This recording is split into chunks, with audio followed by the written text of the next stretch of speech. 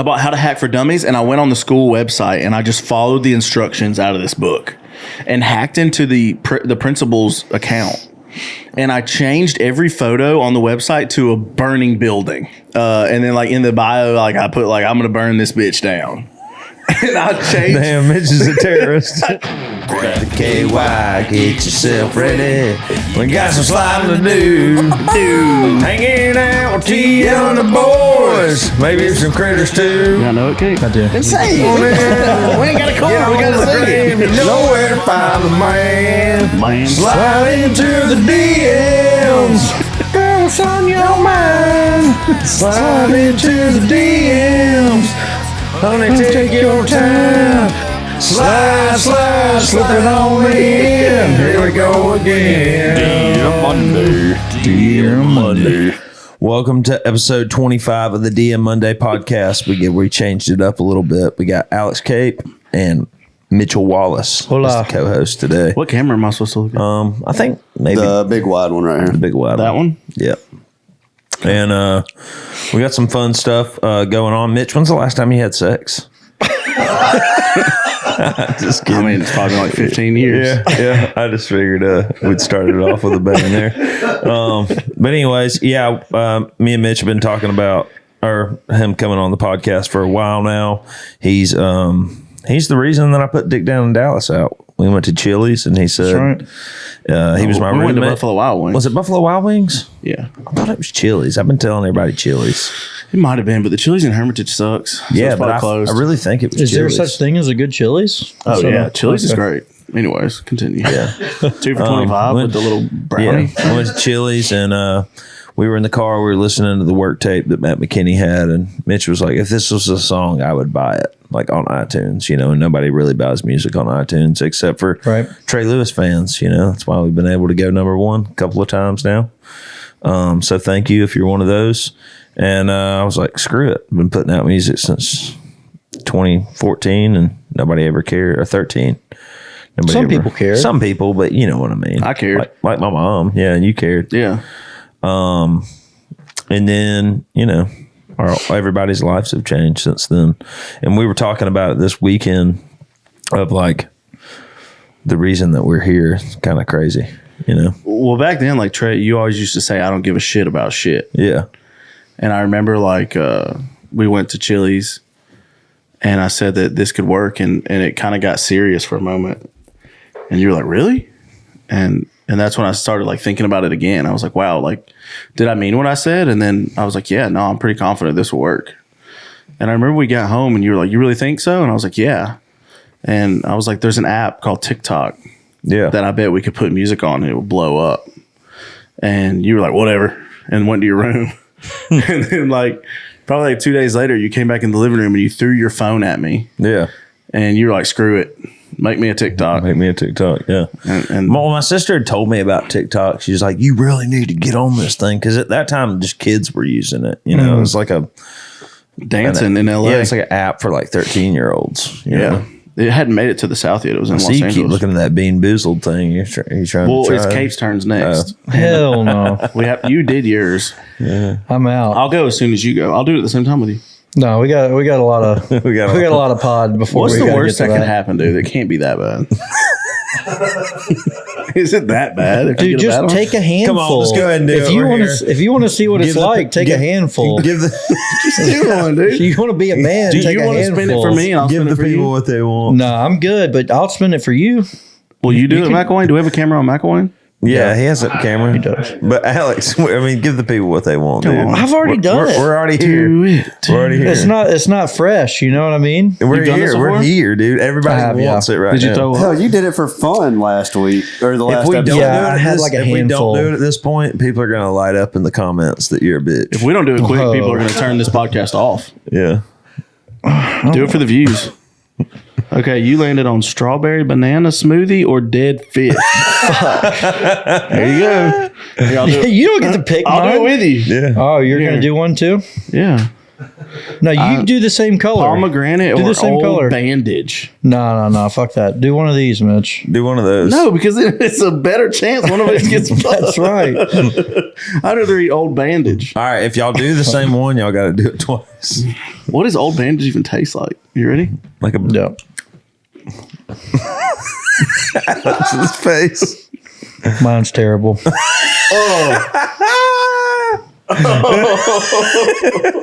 You got to swallow it. You can't get up and ruin the pod.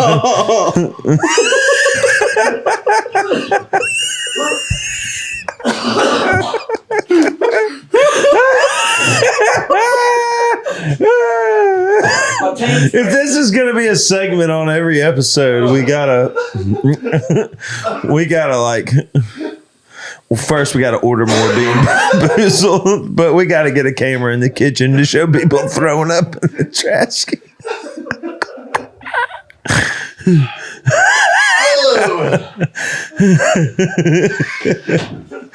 That's a strange favorite new segment. Yeah. Well, I mean, they were honest about repeating segments. I think that's here to stay. I'll order some more on. Yeah, if y'all think that we should do like something different, Thanks, again, Mitch. That was an awful idea. it's a great way to start. Y'all want a shot of bullet? Dude, it tasted like a Band-Aid. Yeah, mine was like a dead pool. fish. Gosh. It really It was actually awful. Yeah, but if y'all have any other things, suggestions like Beanboozled, just drop it in the comments. Dude, at first I wasn't sure what a pomegranate even tasted like, so I was like, maybe this is what it is. And then I tasted bandage. Yeah, those things are tricky because like you really don't taste them until they're stuck in your teeth. Yeah. You know? Yeah, that's where I'm at.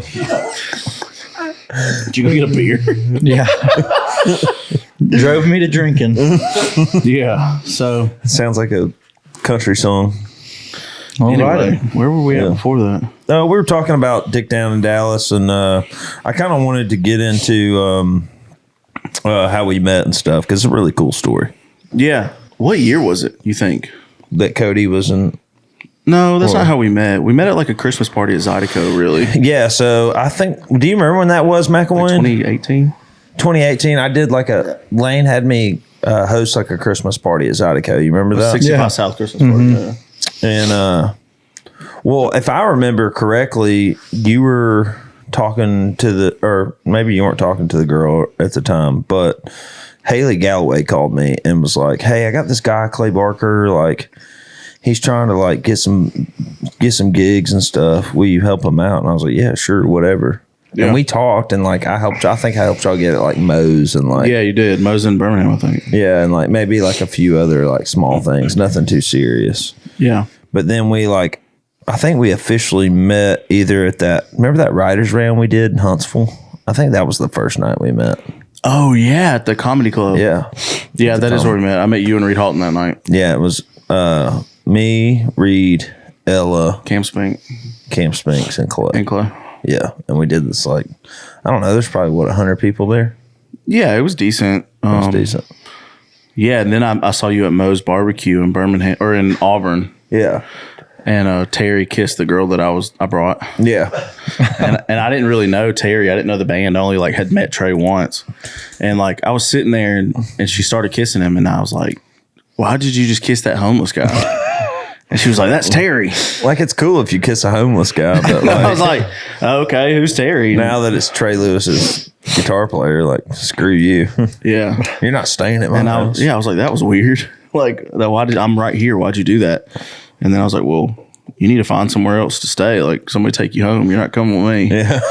And she got real mad. She was like, I'm about to smoke a cigarette. And next thing I know, her and Trey were outside smoking cigarettes. Yeah. And so I was really like skeptical of Trey at that point. And I posted one of his songs, Lie Next to Me. Yeah, I put that song out. And remember Clay didn't get that song? yeah, we went to a party one time, me and Clay, and I was playing. I was like, dude, this song's really good. This Trey Lewis guy's good. And we played the song, and at the end, Clay was like, that song's pretty trash. He didn't get it. Yeah, and I was like, what are you talking about? And he's like, why is like lying next to me? He's like, I don't get why he said that twice. Like, does this guy just not know how to write a song? And I was like, it's lying next to me.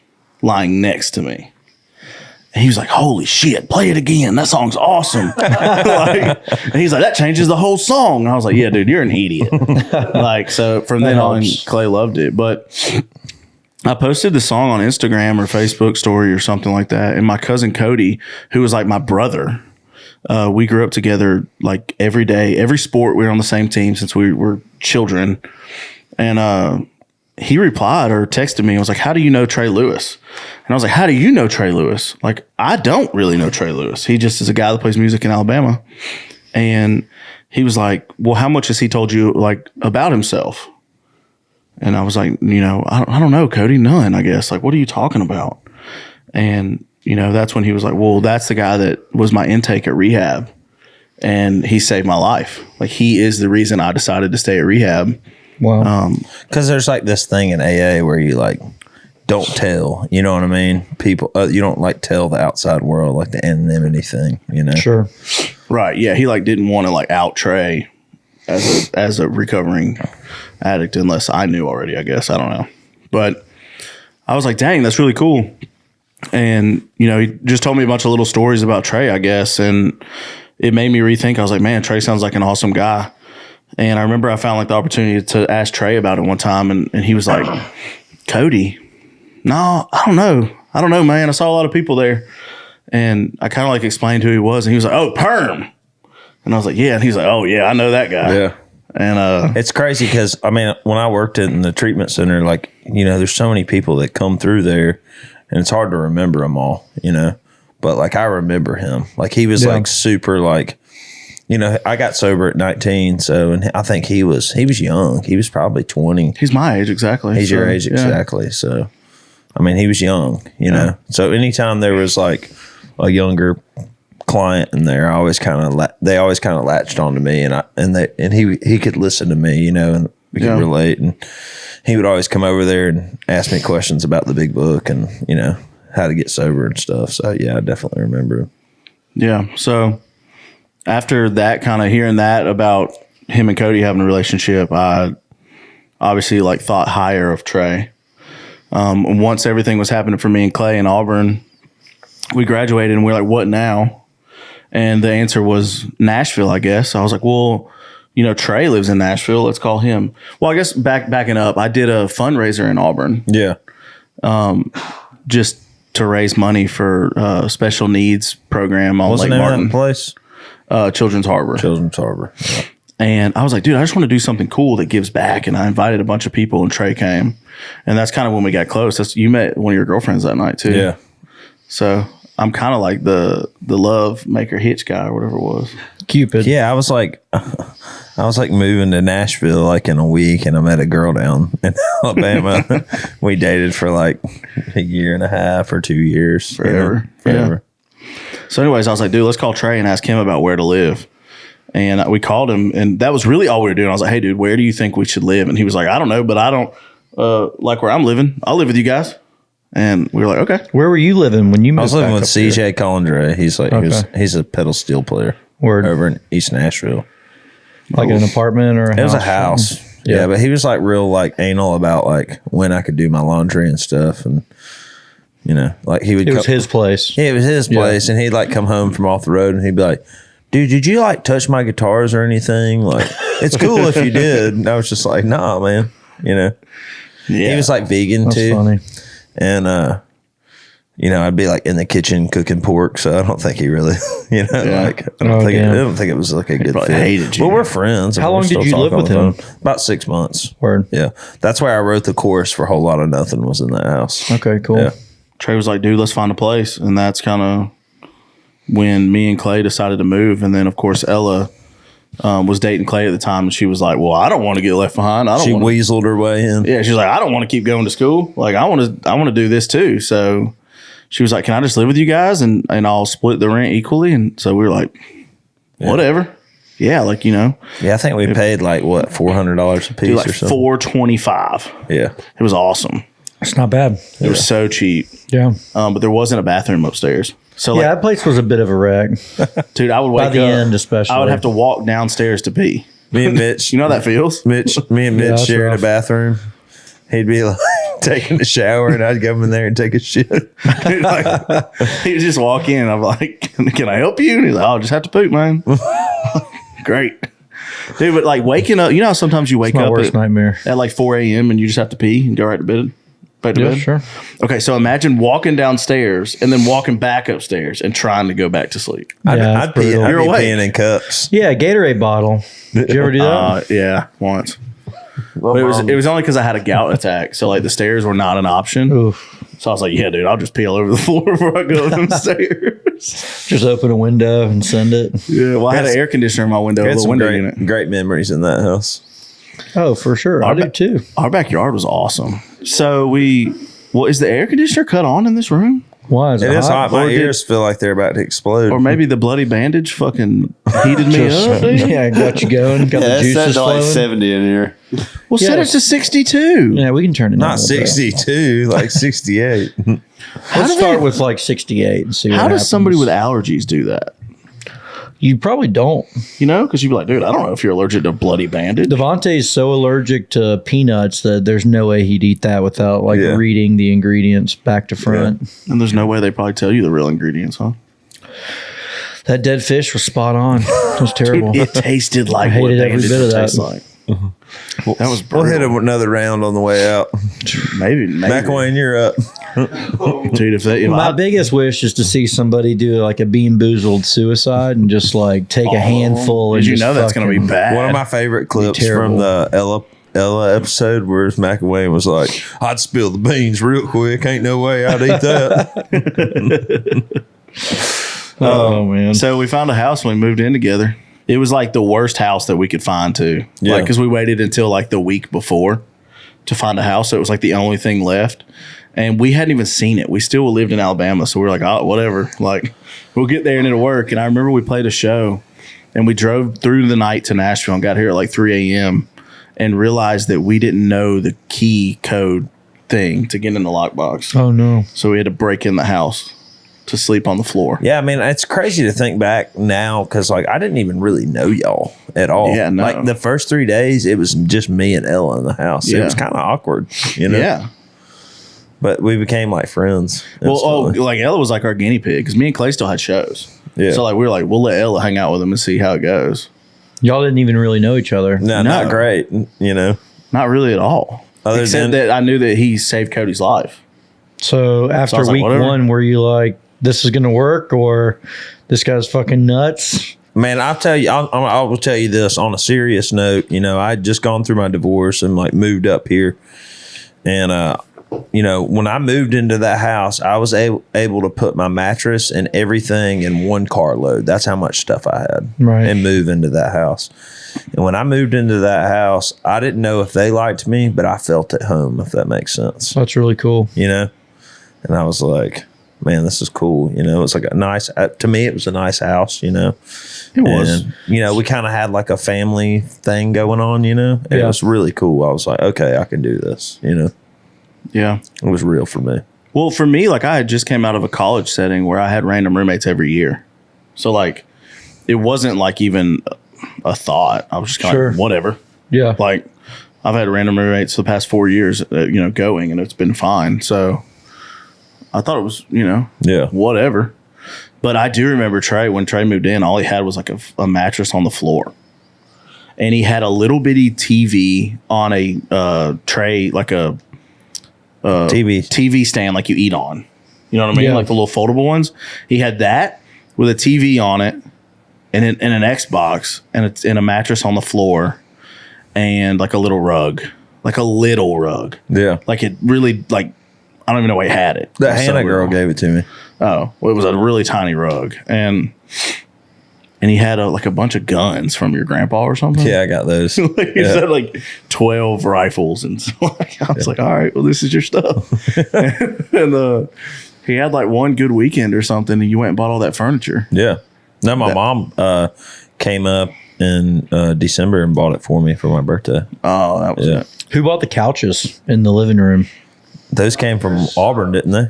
Yeah, so I worked at the apartment complex in college. So when people moved out, we got to keep everything they left. Yeah. So I just had the That's pick where of the those litter. came from? Oh yeah, I had the pick of the litter. That one dude. couch sucked. It had like the dip in it.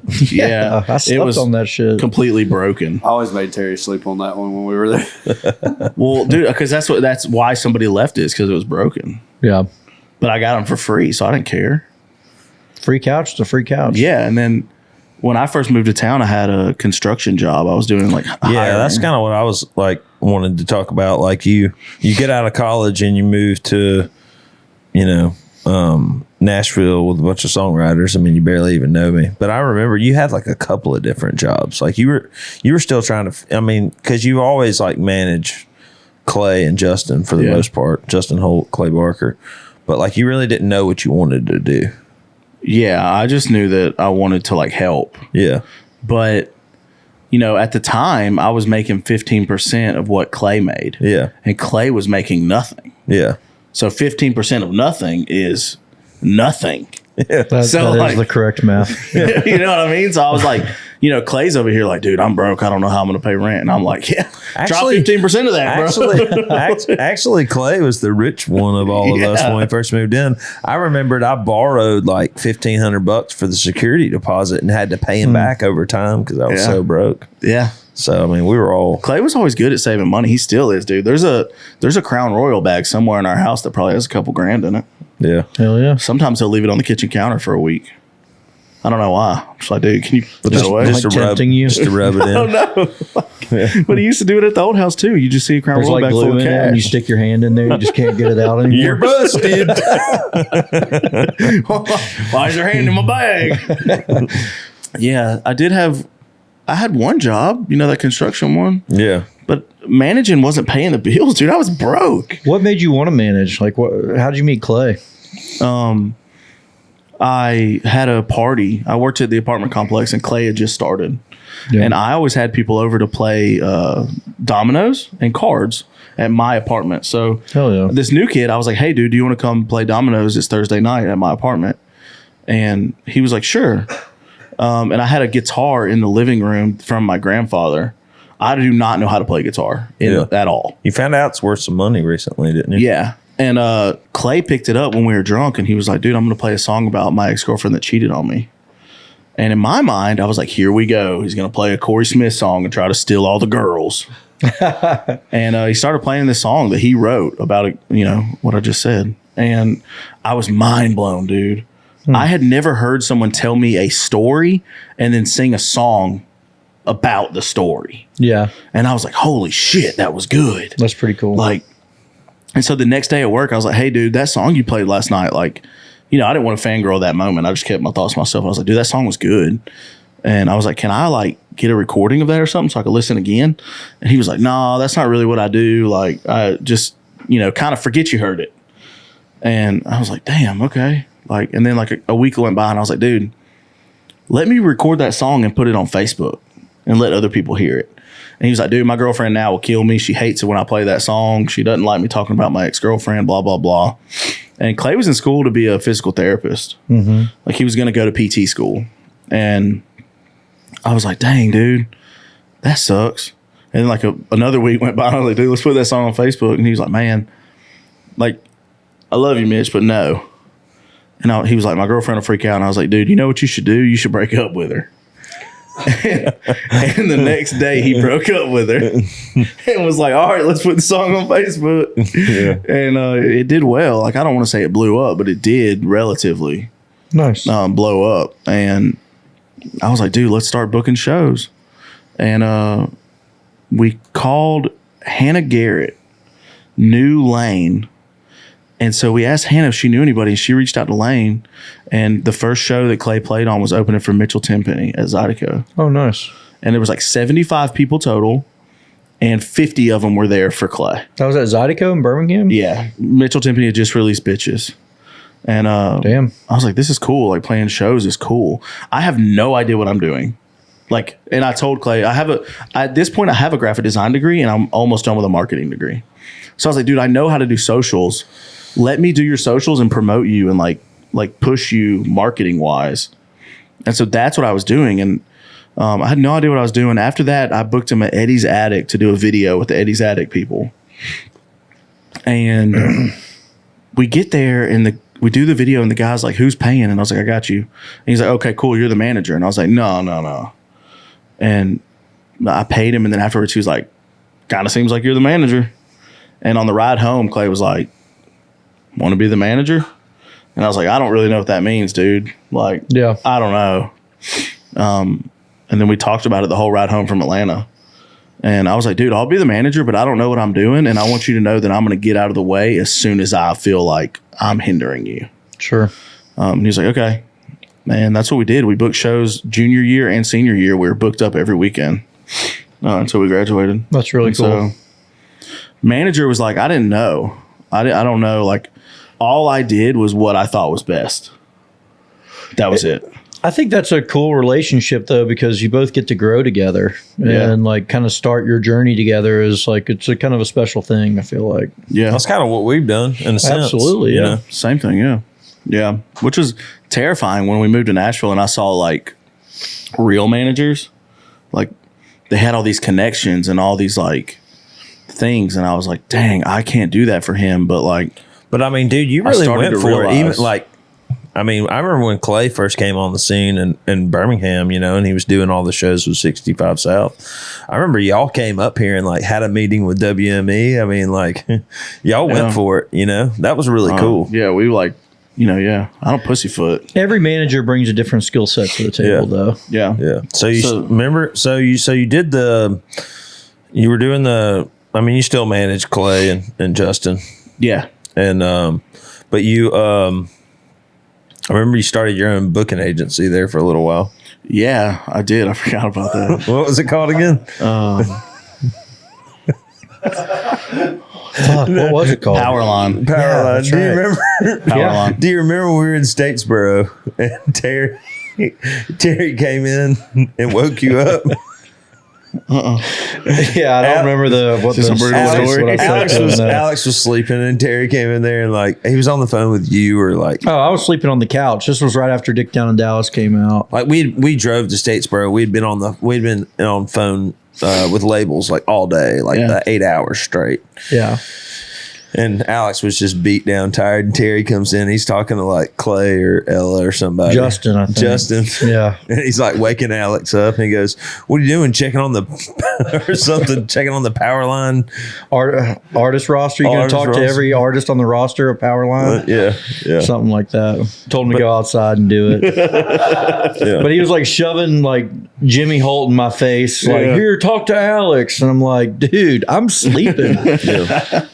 Dude, I was just like trying to make money and trying to help people really. Like, and the people that I talked to on Powerline know that I was trying to help them because I'd spent a lot of time helping and not making any money. But you were like reaching out to venues and booking shows for Clay and Justin. So you had all those contacts and you were just kind of following the demand of what you could do and what was available to you. I mean, I think it's really smart what you did, man. I was just plugging them in. Yeah. Yeah. Like you booked Trey on some shows, didn't you? Yeah. Yeah. I had the just relationships and it was easy. What other artists were you working with when you were doing that? I did Shackleford Lane. I booked some for, I think, Hunter Chastain. Maybe. Let's talk about the show. I don't remember. And then honestly. you It was a from long there time you ago. I kind forgot I of even did that. from Bam. that you kind of went into you thought you might want to be a show promoter. Remember that? That was way later. Yeah, One that was time. way later. You did that The one show. time. I started working in construction after that. Yeah, that's what you did. You I were got like, a job. You were like, this ain't cutting What it. kind I of gotta make construction money. were you doing? I was hiring. Oh, that's Temporary construction. So I was hiring, I don't know the politically correct term. I was hiring Mexicans. Is that politically correct? cool. It can be. Yeah. I love Mexicans, fine. so it's not a negative term at all. So I was hiring Mexicans to work at construction jobs temporary. So it was super cool, man. Like I learned like a lot of Spanish and like got to learn like a lot of their culture. Like I got invited to a lot of cookouts and stuff. Like when you start helping them, they're like I remember one guy I hired and he literally like fixed the brakes on my car in the parking lot. Like I asked him, I was like, "Hey, dude, do you know anything about brakes?" He was like, "Yeah, come on." And like made me walk outside. Anyways, I love Mexican people, but I was hiring temporary and it paid a lot, like Yeah. a lot. Like my salary was Yeah, well, I remember when close to 6 figures. when Mitch making was a lot. working that job, there was an Amazon package at the door every day. Yeah, it was the first time I had money. I was just ordering stuff. I ordered a big 65-inch TV, and the funniest part about all that time is like, this makes me seem like an asshole, and I am. But I had all this money, and I would like go to Trey and Clay and Ellen. I'd be like, I'm flourishing. And Trey would he'd always like grab my package and be like, here you go, flourishing. Like, he'd like get mad at me. And I'm like, how much were you making doing the construction? A lot, dude. I was probably making like 80,000 a year. Fuck. Yeah. That's it was great. Good. And I would get like, dude, I remember one time, Especially how old were you when you were doing that? I don't know, 23, 24. But I got like 80K at that age is pretty wild. there was like a bonus structure that I didn't know about. Like I missed it when I got hired, I guess. Yeah. I don't know. But like one check, I got like an extra like $4,000. Mm-hmm. And I called him. I was like, hey, dude, I think y'all messed up. He's like, dude, that's your monthly bonus. And I was like, oh, cool. Never mind. Have a good day. Like, Wow. And I was like, this is sick. Thank you. Yeah. So it was a cool time. But Yeah, that's great. I did that for like 4 months, and I realized I didn't want to be there. My boss was a complete dick. Damn. And it was cool. I got to tell him that he was a dick in front of everyone on a full team meeting. This was after the $4,000? Yeah. But like, I told him, like, quit talking to me like a child. I was like, dude, I'm not a child. Like, quit talking to me like a child. And he did on a team meeting with everyone. And finally, I was like, hey, dude, fuck you. Damn. And he was like, excuse me? And I was like, fuck you, I quit. And hung up the phone, and everyone, like, half the team was like remote, half was there. And like all like the people in my office were just like, oh my God. It's crazy. And then the phone call in, and they were like high-fiving me. And they're like, good for you, dude. And My whole life, I've been like bred to just take shit. Yeah. And Mitch takes none of it. dude, it Yeah. was It's great. awesome. It It was is. such a good I'm feeling. so envious of that. I'm like, what do you mean you told him fuck you? Dude, it was so cool. What was that like? You've It was like taken a shit movie. from Lane Flournoy your whole life. Mitch No, never take it once. I have a long list of folks that I've taken shit from. Yeah. You got a long list of exes. Yeah. It felt amazing, dude, to get out of there. And I came home and was like, I just did this, yeah. And Trey was like, welcome to being broke again. And so, dude, there was a long time. We were just all poor. So that was before the agency. Yeah. And Then then I was figuring dude, I it remember out. one time me and Trey were so broke.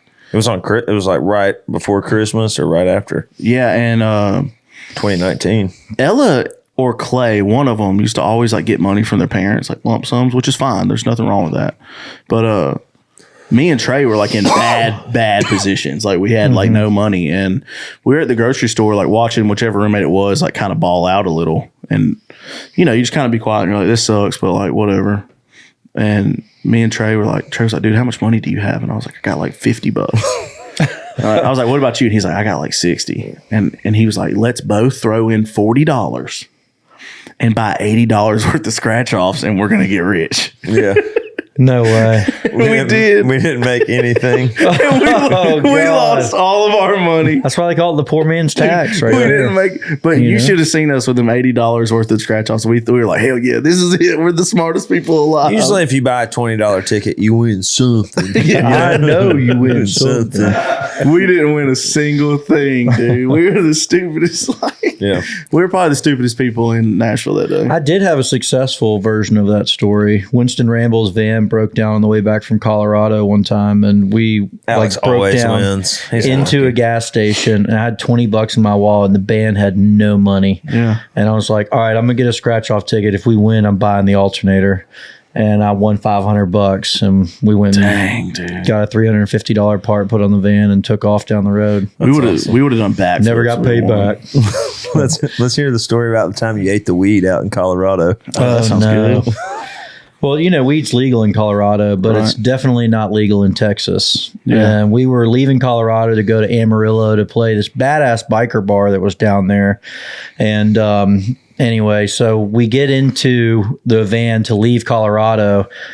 Are you with Winston Ramble? or I'm with Trey? Winston Ramble, yeah. Okay. And, They did like a whole month tour in a van. yeah, it was like 3 or 4 weeks. It was Out to it was a while. Colorado. Yeah. Yeah. And anyway, so we get into the van to leave, and one of the musicians in the band, the lead guitar player, he left the mandolin player's pedal board on top of the trailer as we drove away from the hotel. No. And he realizes it like, I don't know, 15 minutes down the road. We turn around, we search for forever. We can't find it. It's gone. And it had like a really sentimental like piece of, it was like a gator head, small gator head that was in there. And it was like the an mandolin. alligator? Yeah. Okay. And it was the mandolin player's dad who had passed away gave that to him. And it was like really sentimental to him. That's cool. And anyway, the dude like lost that pedal board case and didn't even apologize to him. And so nobody said a word. I'd eaten like 60 milligrams of weed and just sat in the van for hours, and it was dead silent.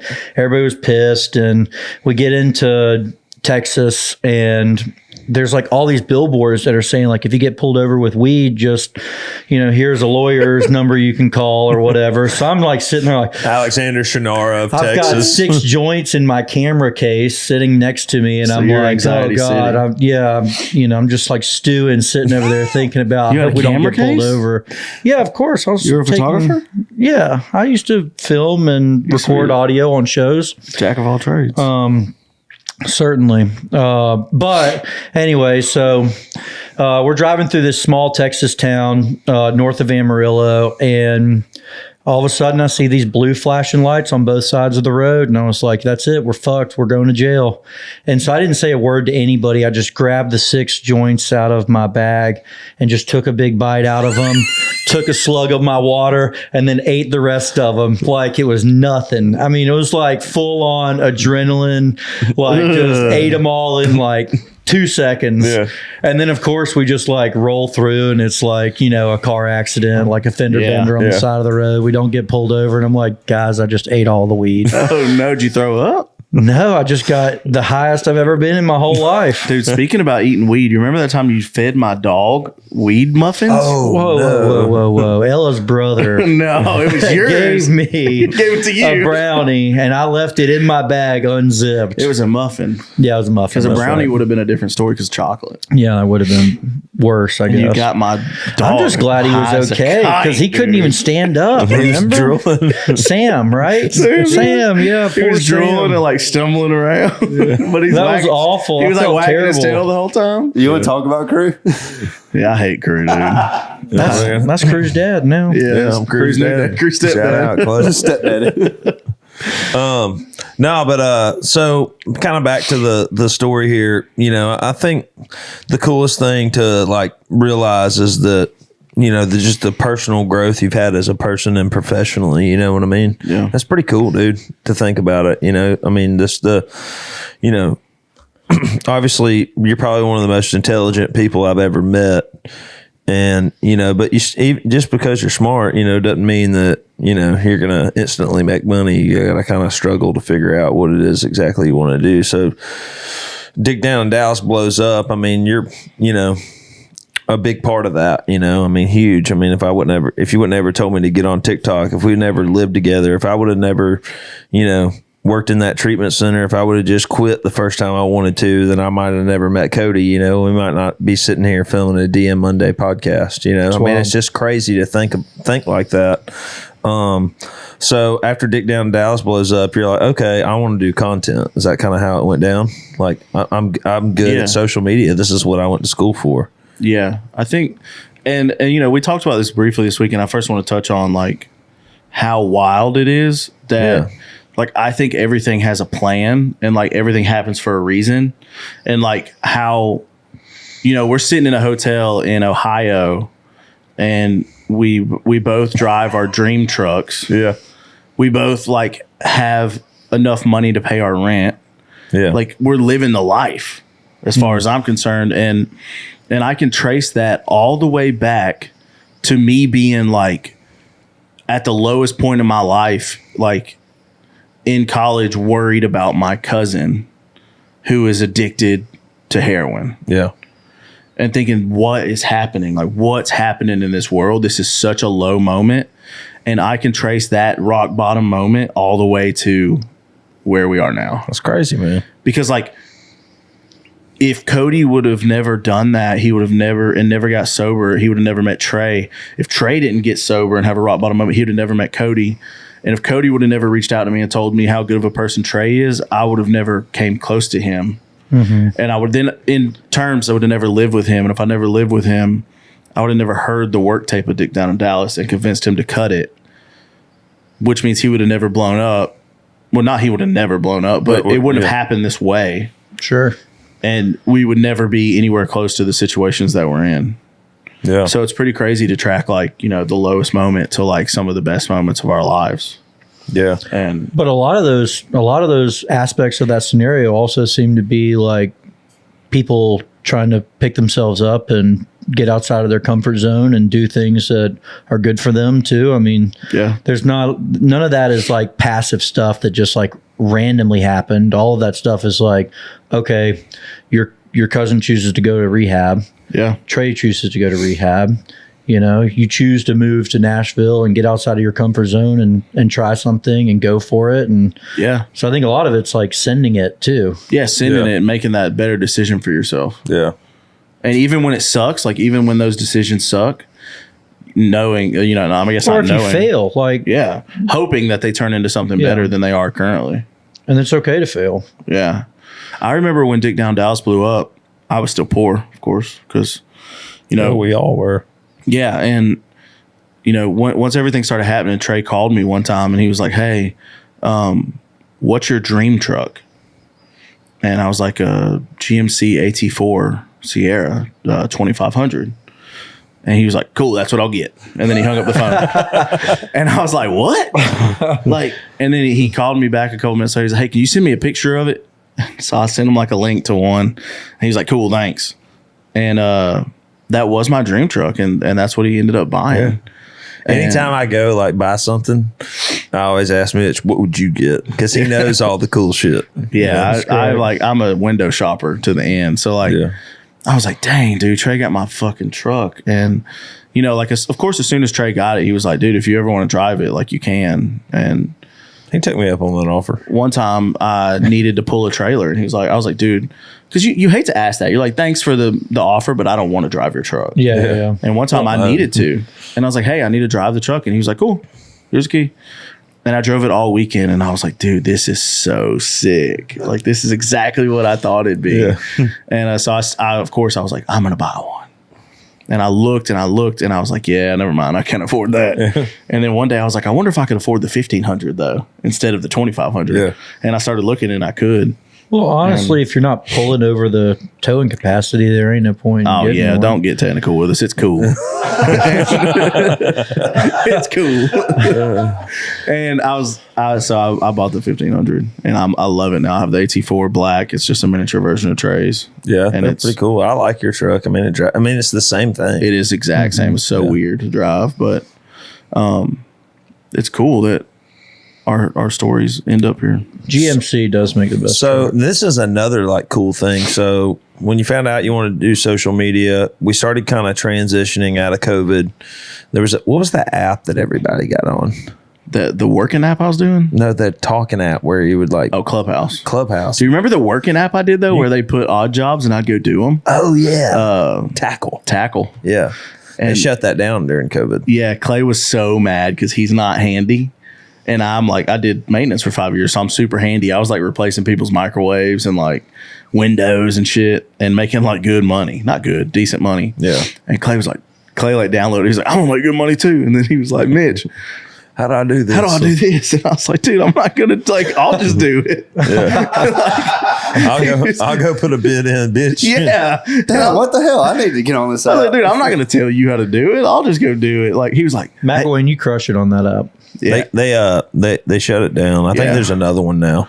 Yeah, there is. TaskRabbit, I think, probably still exists. Yeah. But he was like, hey, Mitch, they just put up an ice maker one. How do I do that? And I was like, I'm not telling you, dude. Damn. But I did that, and then Clubhouse came out. Yeah, Clubhouse came out. It was like kind of transitioning out of COVID. And Dick Down in Dallas was like a hot topic on there. I remember I didn't get on there as much as you did. It was more of like an industry thing. And now you're on your own. You're independent. Yeah. How's that been? It's been amazing. I love it. You know, I have 2 rules with my company. I've told you all a couple times. Yeah, spit them. My 2 rules with my company when I started, rule number 1 is I don't wake up before 11 a.m. Don't call me. Don't call me before 11. I won't call you back until 11. Yeah. Like, it just, I still call you sometimes early. You answer for me. Yeah, sometimes I'll answer, but don't do it before 11. Rule number 2 is, and first of all, rule number 1, because I've had some people will be like, dude, I think that's really like terrible of you. Kate was one of them at first. Lane Flournoy was that way until he had kids. Remember? Yeah, he was. But he was like, people will say, hey, I think you need to fix that. I think that could be an issue. But my rebuttal to that is I stay up until 3 a.m. working every night.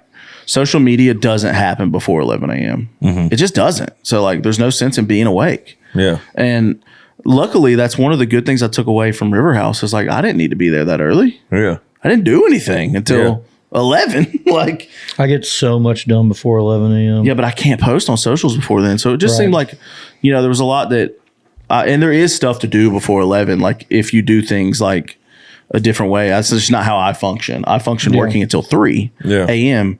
So I don't get up till 11. Rule number 2 is if I can't wear sneakers, I'm not going. I'm just not. I hate dressing up. Yeah. I'm obviously, the people watching, I'm obviously like a fat guy. So like anything dress up is just uncomfortable. Like I don't know why people are like, yeah, I want to wear button ups and dress shoes and like, dude, that shit sucks. Do you hang up your t-shirts? No, I do. I put them in a clean pile until they're ready to be worn. Might throw them in the dryer. You Throw don't them in the fold dryer. them? No, throw them in the dryer, get the wrinkles out and wear them. You could do all that at once, though. Never mind. You do you. No, sometimes they just sit in the dryer until I'm ready to wear them. That's good. So that's my So you tools. love working for yourself over working for Absolutely. someone else. Sometimes it's nerve wracking. Sometimes it's scary. I get imposter syndrome a lot where I'm like, some of these people believe in me way more than they should. Yeah. I'm still just a kid from Alabama that has no idea what he's doing. Yeah. So that's kind of scary sometimes when you work alone because there's nobody to reassure you. But then, I have like good friends, especially like you two. Like I call Cape, once a week and just kind of ask his honest opinion on stuff that I have going on. Yeah. Because he's always shot me straight. Like, and he's always told me when I'm stupid and wrong. Yeah. So like, I always call him and, and I'll start the conversation with like, hey dude, I just need you to tell me if I'm wrong. Like, and I have people that, like you that trust me with their livelihood. Yeah. So, whenever I have those weak imposter moments, like where I'm like, dude, I don't belong here. I'm not good enough. It like, I reflect on those things where like, it's like, dude, if Trey can trust me with his livelihood, then maybe I'm good enough. Yeah. Cause like, I know you would tell me to fuck off. How do you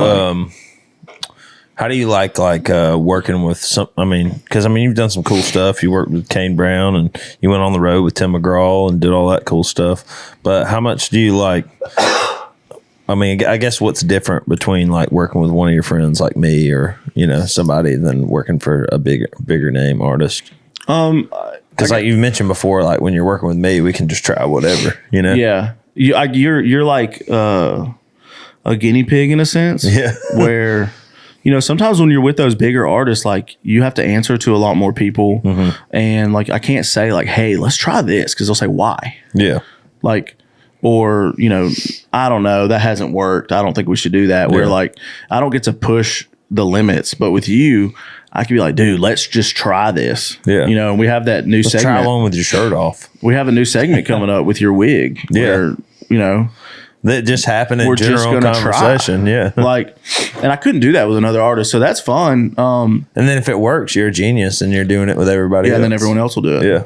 I have so much respect for your creativity. And I think like a lot of like the number of songs that Trey's pumped out in the last like 2 years writing wise, I think about how hard it must be to do all the things that he does and go back in and like try to be creative and do something that is different but still connects. Yeah. And thinking about your clients and what you do, that's got to be really hard for you to like reinvent yourself or your ideas for these different individuals. And like, I don't know, I just respect a lot of your creativity and how you can continuously come up with new ideas and keep things fresh and relevant.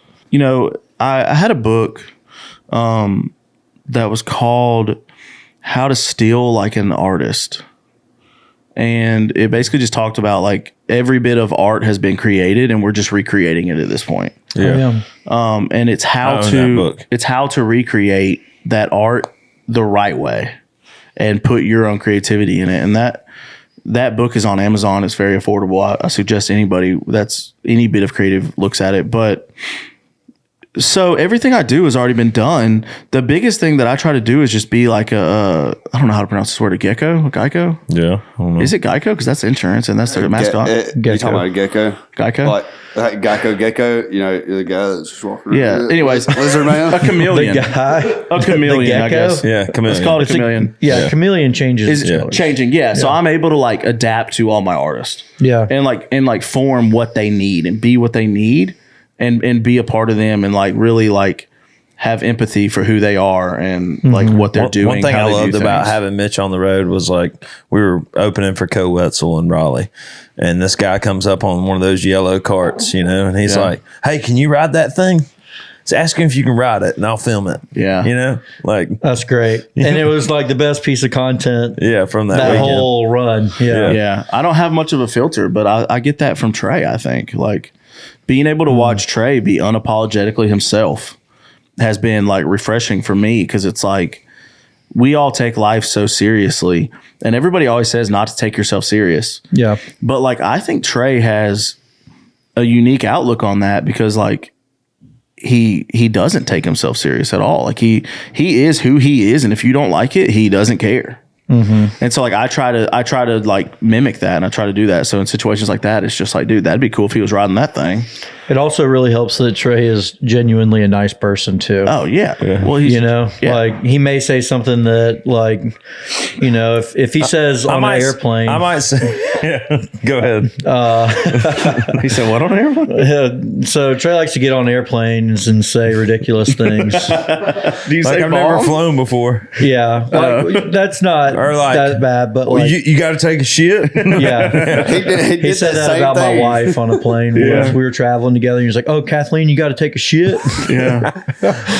And like, you know, half the airplane heard that, My whole but that's motto- not really offensive. Yeah, my you whole know? motto is if I do something to like, you know, like make you feel uncomfortable or it's like an asshole-ish thing, I'm going to go out of my way to make you feel loved. You know what I mean? Yeah. Too, at the same time, you know? Dude, my favorite part about That I'm living, not just doing it to be a dick. You know what I mean? I'm just doing it. And that's important. yeah.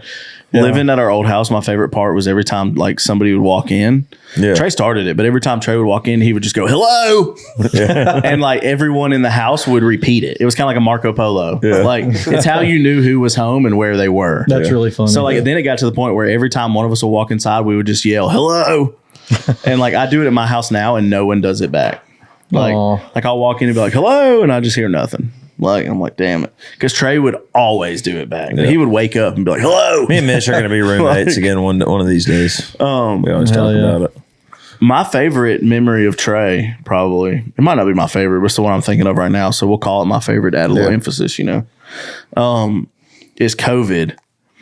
And it was the Christmas Eve that the bombing happened in Nashville.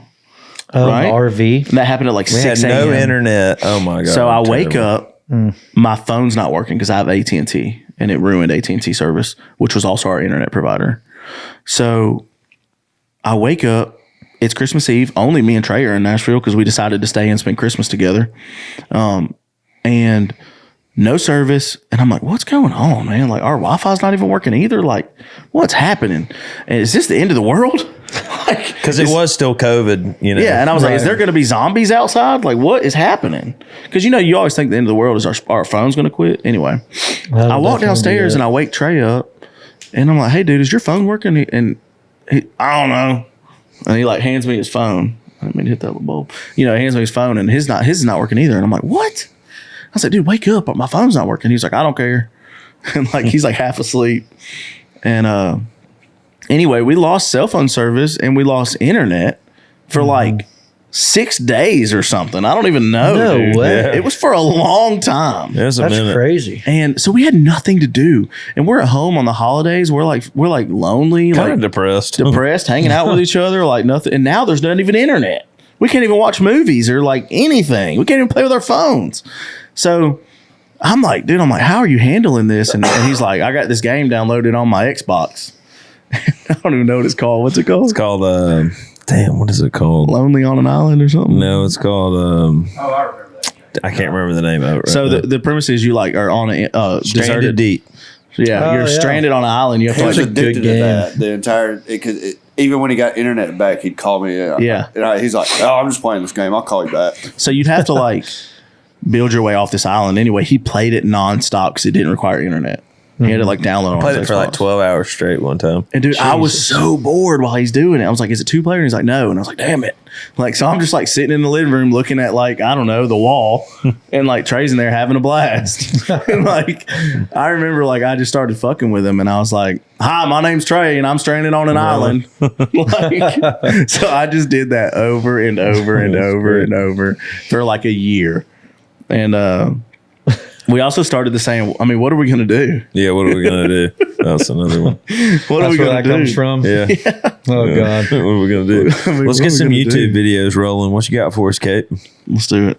All right. Let's do the one I sent you first. So when I was in college, one of my random roommates was terrified of goats. Oh, yeah. He was terrified, dude. He was such like a city person. He was so scared of them. Is the TV off or on? Oh, it's awesome. Probably So me, all.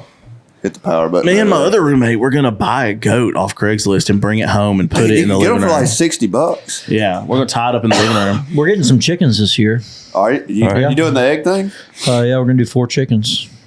Oh, So- that ain't enough. You need more than that. Yeah, that ain't enough. That's gonna be plenty for us. So anyway, every time he would come in the living room, we'd put this on YouTube and just let it play on repeat. Just don't get a rooster because you don't want them to fertilize the eggs. What is it? What? no baby chickens. No rooster. You don't want to. Oh, you can't. Oh, you don't have your headphones on. You can't hear me. Do roosters have to fertilize eggs? Yeah, that's what roosters are there to Should we protect and pull fertilize up a eggs. video of the sex of chickens so Mitch can understand? Anyways, look at this. Mcilwain tell you how to do it. He knows. Look at this video. This is what we would play in college over there and sound? over. Is there volume on this? Oh, shit. Wow. Look at that there. That looks like Big Dick Todd. This dude's getting terrorized by this goat. Is that a cow? No, it's a goat, man. That's a big ass goat. Look. Oh. Hey, are they gonna do the thing where they go up like this? Oh, yeah, they'll do it. Oh, no. He's like, look at me. Let me smell that butt. Look, where you going, bitch? So, like in goat culture, you have to look at them so you get hit.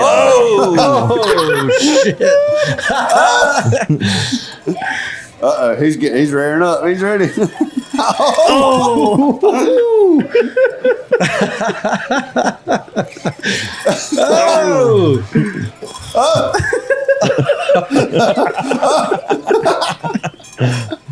What did you say? You have to look at him? Yeah, because they want to headbutt you is what they want to happen. They're really playing. Dude, that's great. So we would just picture my roommate getting butted by a goat. Is she about to get hit by a goat? Or she No, already she's did? done. She's already been Man, done. This she's might be the end having of the time. video. Damn, you talking about getting a TV interview and because you got hit by There's a 3 goat. news stations. 4. There's 4 news stations Follow covering Trey, hey, we're going to get a goat so Trey can get hit by it. No, I'm good on that. This is already going to end bad. This is in the same scene. Yeah, this is Same damn goat. that goat's fucking pissed. Look, he's like, you want to have a stare down? The camera guy. He's getting goated too, dude. I'm on top of the cars running across for sure. Start anything on the road, you going to get goaded? Look, come on, man. Let's go home. No. This guy just came from a baseball game. Look at this. Oh, That ain't cool. What'd they do? They sedated it. Dude, that ain't fair. / shot it. Look at him. He's like, you motherfuckers. Let me out of here. Yeah, untie me. See what happens. This horn's got to hurt. Have you ever been rammed by a goat? Oh, yeah. We had them at my high school. I was gonna say we had 4 goats as a kid. We had them at high school and they ram you. Like, yeah, you go out there and fight them. Yeah, we had one that was so mean. What's dude. next, Kate? What else you got for us? Oh, what do I have for us? Yeah. It's more like what you guys have. No, what did you have for us? We I thought you had some gross videos. Cape, if you had to wake up tomorrow, is this the video? How do I turn this volume Mitch has down, a question Mcilwain? for you. Do we need Hey, you got the remote. Turn that volume What do you down. call it? The bipper? the bipper? Yeah, Dude, that's a damn ostrich. that ain't nice. That bird didn't know. Is this the next video? No, this is just a Oh, video. I have a question for you. Okay. If you woke Hey, up, watch what camels do. They can fucking fuck you up.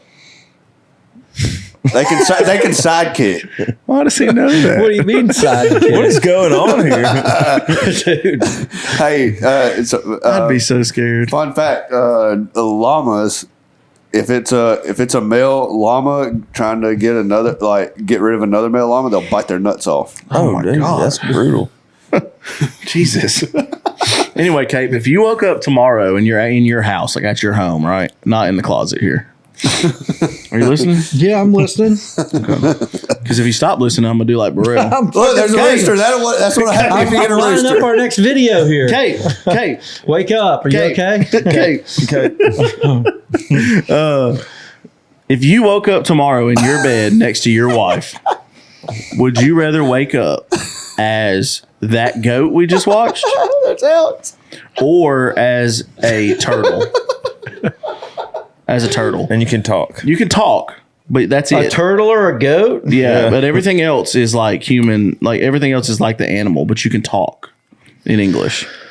Fuck. I don't know. So, but you have to think of everything, dude. You have to wake That's up. two terrible animals. I wouldn't want to be either one of those. Jesus Christ. Mcilwain likes this part. We'll just keep this video like rolling. You have to, and just put it in the corner of the thing, Yeah. like down here. Like put my hand on top of the video Right. now. Oh, this is Rooster's gonna about to get their ass. Mcilwain loves Dude, it. geese will come after your ass. Oh, they're Hey, mean, dude. Hey, we had geese too. We had 6 of them bitches. Dude, Them they're motherfuckers mean. would hiss at you and chase you around the yard. In Selma? Yeah. Look at Man, them, dude. that's They're a big mean. one right there. That's the swan. Like a damn dinosaur. That's trying If you to bite believe in his that kind of nuts thing, you know. off. Trying to get in that ass. Jesus. Look at that. The dog's like, oh shit, what's happening? That's crew chasing Sam. Yeah. Basically. Dude, what? What the hell is happening here? That's crazy. That's Mcilwain Little trying to bit of get a girl at monkey in the 2:30 at the middle. bar. That's Mcilwain after the last girl in the bar. Not gonna tease me. Yeah. Where you going, girl? What the hell's going on? Is that a line? That's not a That's a lion. cheetah, That's a mate. cheetah. I can't. Dude, hey, I don't have a good angle over here. Well, come sit over here. Yeah, man, you already set up everything. All right. We talked about some viral stuff. I think it's time to watch the most viral video of all time. Of all time. Of all Everyone's seen time. it. The video that changed the internet forever. Yeah. 2 girls, 1 cup. Yeah. I do not condone this. Have you seen the video before? All right, so Yeah, in obviously, high school. obviously, we're not going to put the video in the corner. If you haven't seen the video, you have to go find it. But I want to know where you were the first time you saw this video. I believe Sacco can put it right here and censor it. I don't know. Sacco, put it behind my hand. We're going to my make him God. do that. He has to watch it too. Well, I'm covering it. You know, put the bad stuff back Ingram here. is our editor. Oh, Ingram's going to do Ingram it? is the editor in chief. Oh, Ingram Yeah, can make it happen. Lord Ingram. Ingram takes Yeah. care of it. Dude, Ingram, if you could put like Burrell's face in front of the nasty stuff, that'd be good. That would be really fun. Make it look like they're licking Burrell. All right, first, before we start this, well, the video that we found of it is like the actual whole long porno. And and it starts the Stuff I have to watch to even get to is terrible. the stuff. The good part starts at 11:58. But I just want to know where you were the first time you saw this video. Probably in health class in high school. No, come on. Yeah, Really? for real. What? What's your story with it? I don't know. I don't remember the first time I saw it, but after I saw it, I showed it to everybody. And We'll put a link in That, the that bio. definitely checks out. I don't remember where I was. Back honestly. Casey threw up. It was hilarious. Yeah, I might throw up. I'm not looking forward to this, honestly. You got it up. Let's watch it. This is gonna It's be close. I'm almost there. I haven't seen this in 10 years at least. All right. I don't really. how much are we going to watch? I don't really Like, remember what what happens. Oh. Let's go to like 11:30. We'll start there. What color is the cup? Oh, it's clear. You can tell who's seen it before. Let's get to like 11. This is when we had dial-up internet right here. I don't know. Because this is like the full length porno. This is an hour long. Yeah. See if you can you fast forward on the remote on there? Why does it say hungry bitches? I guess that's I what guess that's what They're hungry, man. All right, whoa. Mcilwain, What'd you say, 11? Mcilwain, will you give me a beer? And a liquid death? I've got it like queued up to 11 minutes in and it's not changing it. Okay. Let me see your phone. Here, pass that. That's it over here. Or while y'all are figuring that out. You want to do another jelly bean? We got anything to snack on in there? Yeah, we got some We chips. got all kinds of Do we have stuff. Slim Jims still? I think the title of this podcast Oh, should dude, be. I'm just thinking about them. Like they spit it in each other's mouths and shit. Shut up. I think what we should name this podcast is We Watch Two Girls, One Cup. Dude, y'all know like when you get the assorted chips and you dig through it to find the 3 bags of these that they put in them? The Cooler Ranch, yeah. Yeah, why do they only put 3 and then like Hey. 18 Cheetos? That's Cooler Ranch. You remember Cooler Ranch? Never heard of it. Oh, you got to look it up. You can still buy them, but they're like on the black market. They're not even close. They're not even close, no. I mean, the FBI is going to be here by the time we get to it. They take AirPlay off and then get it on there. And then I don't pause know. It it. might fuck it up. Okay, cool. Let's talk about something else. What else on the list? How do you get it off airplane mode on this thing? Dude, just leave it Okay, on. It's just leave great. it. I'm a little hard. I'm not gonna lie. Oh, I'm certainly not. I'm bricked up, dude. Hell of a critter crawl. Here. Oh, God. And I got Doritos. This is the best day ever. They're getting after it now. Yeah. Pop some popcorn. I got to, while we're on the topic of shit, I went to the Titans game the other night and I had to go shit. Do y'all ever go like shit in public, like public restrooms that have like the automatic toilets? Yeah. And then like you stand up after you've wiped and everything, but you want to like, I don't know, maybe it's just me. I want to see what my doo-doo looks like. And, the toilet flushes so fast, you're like, oh, I didn't get to look at it. Do y'all ever do that or no? Oh, yeah. Yeah, airports are the worst. Yeah. Sometimes I try not to use that much toilet paper so I don't cover it up so I can see it. Yeah. You Do know? you ever do like the sky dump? Do you ever like not sit on the seat? And No, just, I always just wipe the seat no. and then sit down. I build a nest. That's my Why, dude? strategy. You think it's really that nasty? Oh, dude, people like pee on the seats and stuff. I don't want to sit in somebody else's piss. I just don't think about it. I Go mean, I for guess it depends on how big of an emergency it is. I just go for it every time and don't think about it. I don't care. But I have a toad butt, so what does that mean? you don't know what that means. I'll show you. Anybody that's listening, just Google toad butt real quick. Yeah. Or don't. Don't wreck your car, of course. Yeah, I mean, don't. For be those of you dumb. that aren't watching on YouTube, you should totally watch on YouTube. what my ass totally looks worth it. And subscribe. She's getting after it over there. I can't say what she's doing. But I will say that does look like your butt. That's what my butt looks like. Dude, my seen it. butt seen it. looks like somebody filled up a tube sock full of nickels. And then smacked me with it on my butt. Mitch came down in my room one There's like a time when bunch. we were living. There's a bunch of dimples and shit in it. It looks like somebody hit me with a We're tube living in sock. Canberra court. And he pulled down his pants. He goes, "Look how gross my ass looks," and squeezed his butt cheeks together. Like a raisin. Yeah, like a rat. Yeah, Looks like we're getting closer here. oh man, that looks like I hit with nickels. can't say what they were just doing there. I love when you spend a ton of Awful. money on a podcast studio and you can't get the TV to work the way you want it to. Or you're just watching porno on it with a bunch of Four men. dudes. Yeah. It's like y'all. We're gonna cut that. We never did that. One time we did. You never did that? I did that. I had a computer in my room with I mean, dial up, honestly, who and hasn't? my buddies came over for like New Year's Eve or something, Yeah. and we were probably in like 8th grade, Yeah. maybe 9th, So make you uncomfortable that I'm petting this? a little bit, but Anyway, we just got real downloaded Need weird. for Speed. Yeah. And it was on 56K dial up. Yeah. And it downloaded all night. And in the morning it came it came on. We had to download it.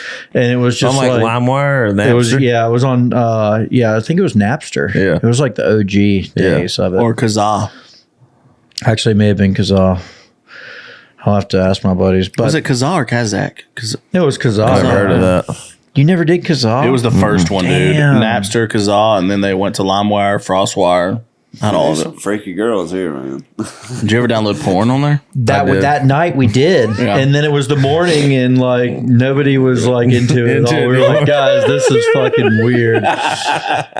We shouldn't all be watching this at the same At time. the same time. Yeah. Yeah, One time I got there was this kid. In Oh, my, I just pulled the blanket I had off. this kid in my neighborhood. His name was. He was like 2 years older than me, and I thought he was like the coolest son of a bitch ever. And we went out drinking one night. He invited me to spend the night with him, and he had condoms in his room. And I was like, man, this guy must fuck. Like, he's cool. Yeah. He was like, yeah, I have condoms. And I was sleeping on the floor, and he was in his bed, and this guy jerked off to completion with a condom on his dick. And I was just like, I've never been more freaked out by anything in my life. I called my mom and went home that night. I never told anybody this story. But You were in there? Did you hear him, or did he just tell you? just beating it down. Was he telling you what's He's happening? like, I'm going to come in this condom. And I was like, I don't think that's what you're supposed to do with those.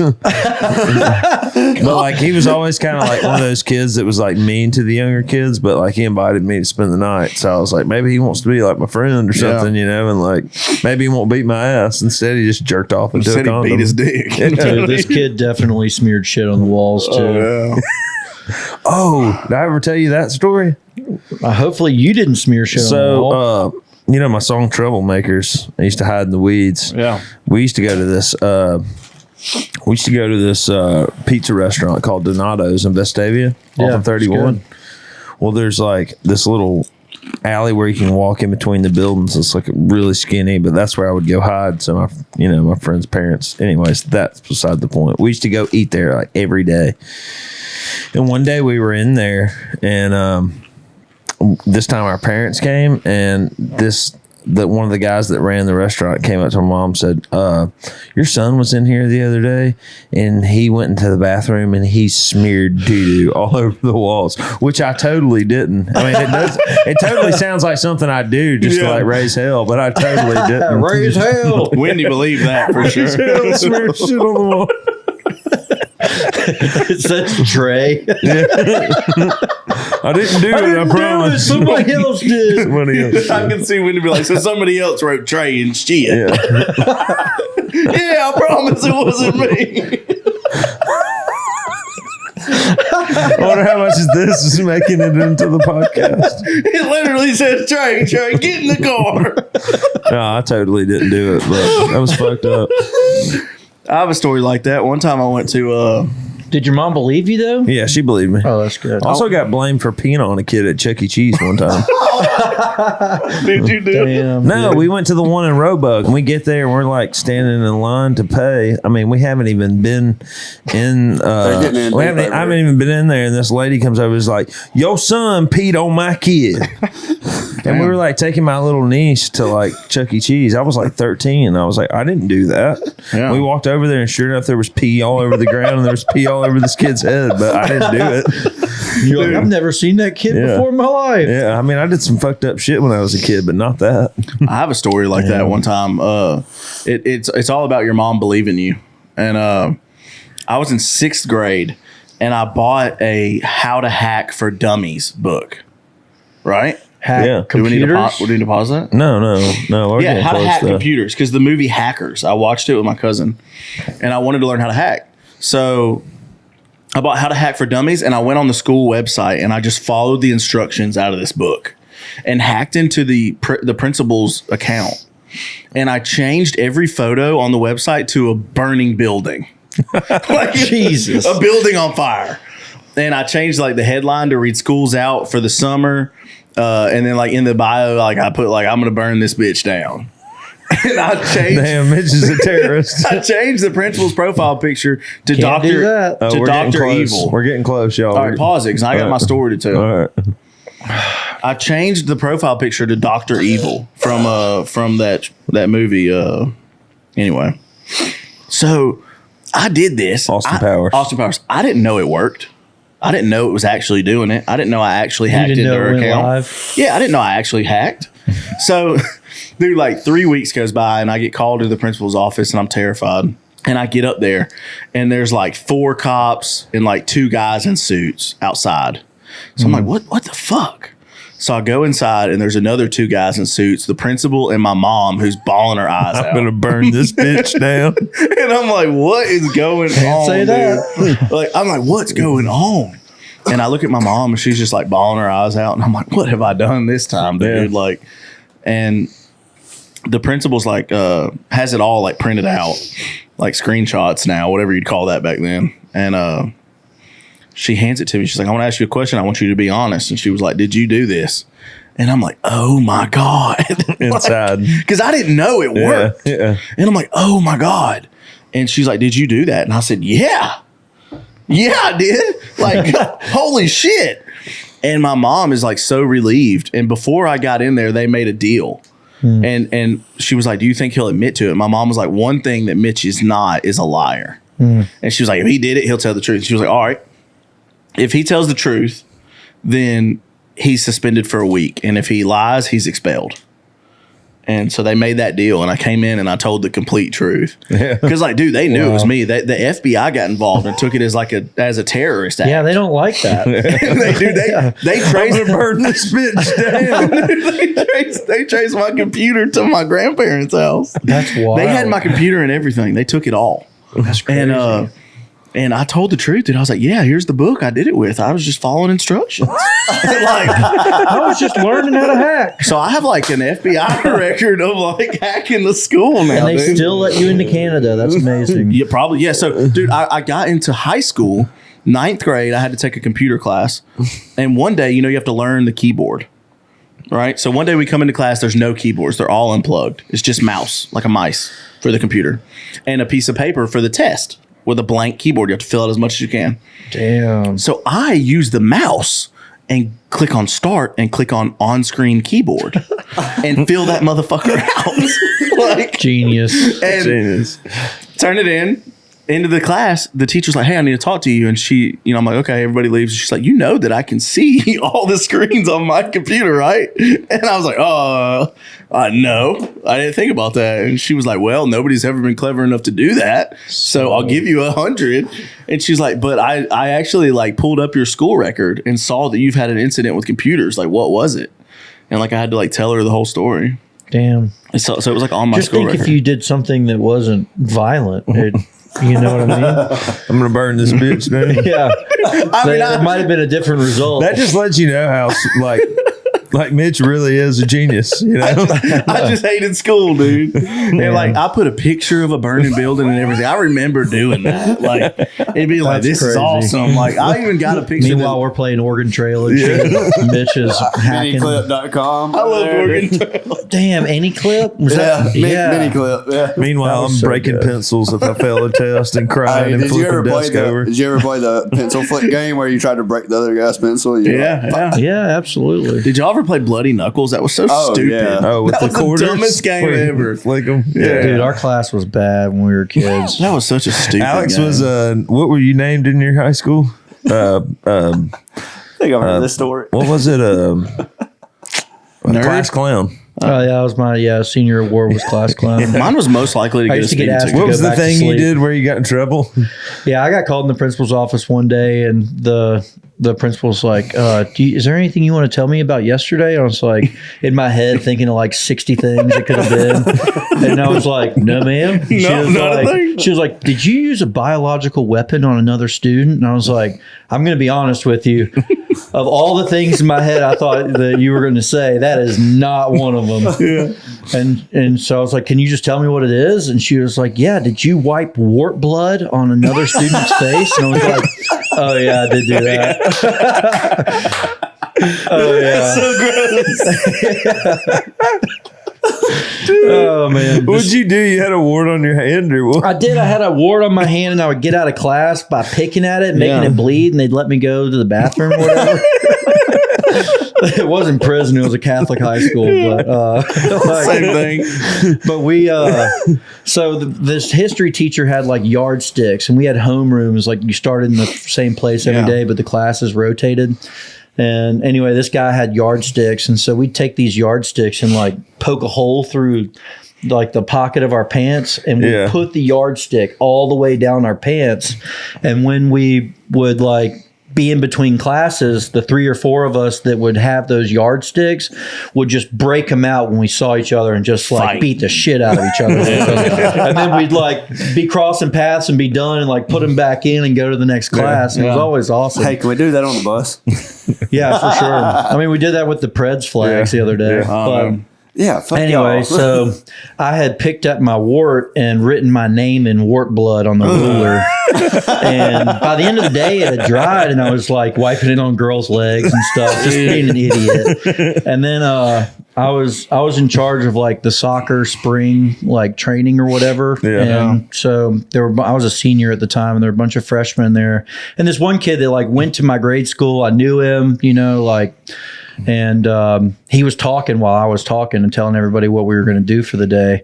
And so I just took the ruler and slowly wiped it across his face. And like if the people that knew what was going on were like, oh shit. And he had no clue. So he was getting laughed at. And like, it wasn't like I slapped him with it. I just gently wiped the dried blood across his face. And he went home and told his mom about it, and his mom told the principal, and so I got called into the office. But Did you get in trouble? yeah, I think I got like a single day suspension. Yeah. Dude, I went to an evangel school one time, like in like 5th grade, and I hated it. It was like prison. And we had to learn cursive.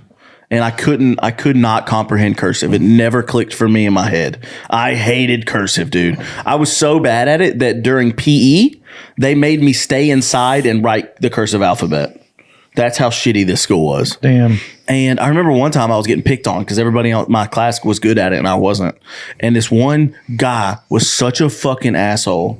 He was picking on me. We were walking in line, and I remember he said, Mitch doesn't even know how to write a capital F in cursive. And I was like, I don't. Like, I'm sorry. Dude, I couldn't tell you how to do that. I was about to say, I can't do it. So he's picking on me. He turns on the wall and he writes it with his pencil, like a capital F on the wall.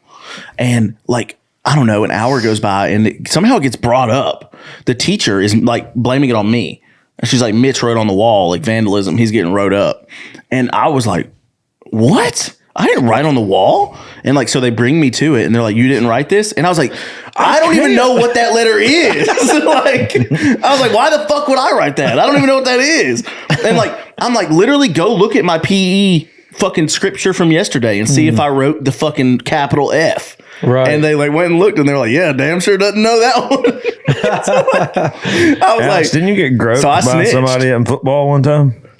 I didn't, but the dude next to me got nuts put on his face. And Alex decided he didn't want to play football anymore. It's like, Dude, quit. I played soccer my whole life, and I went out for the football team the summer before freshman year.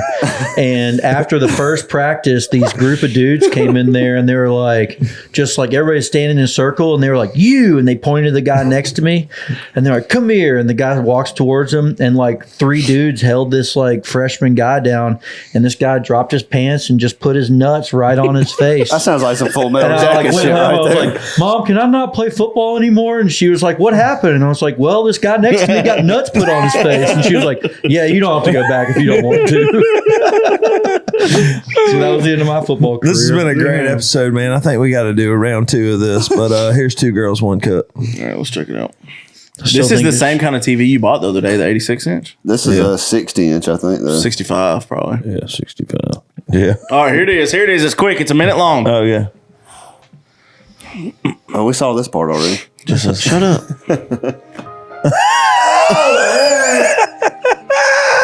This is the video. Mcilwain, have you never seen this? I've seen it. But God. Watch in between the teeth.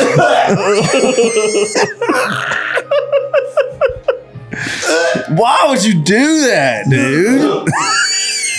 Mcilwain, you better be putting the camera on your face. The gagging. That's it for me. Right. I can't look You over gotta there. watch the whole thing. I'm gonna throw up.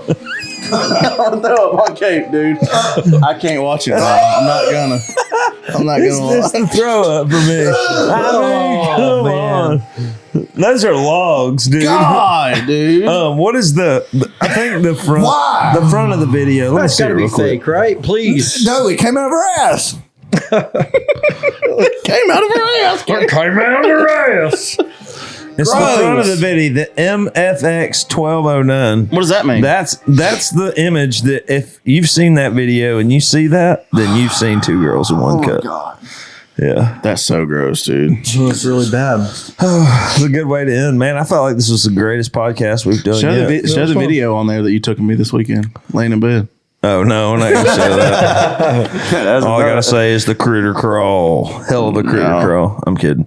Man, thank y'all for listening or watching episode 25 of the DM Monday podcast. Mitch, Alex, thanks for joining me today in the absence of Burrell and Trey Bonner. R.I.P. R.I.P. Forever. Yeah, so this is kind of like a new season, you know. We're gonna switch things up. And y'all be sure to subscribe to the YouTube channel or subscribe wherever you listen to podcasts. But it is on YouTube, and we have a good time. So come look at our lovely faces, and we love y'all and thank y'all so much. Peace out. Give a holler to that blue collar boy out in the holler. Let him ride you out the city, around the farm, do some fishing in the dark, get you digging out the stars a little closer out here. No, if you need a little change of view, you wanna see how the down home looks on you, light it up, he'll be gone. Just give a country boy a call. If you wanna see what you hear in them country songs, wanna watch a harvest moon hang all night long, if you wanna stick them high risers in the rear view, he's got a cross hanging from the middle one. All you gotta do, just give a holler to that blue collar boy out in the holler. Let him ride you out the city, round the farm, do some fishing in the dark, get you digging how the stars a little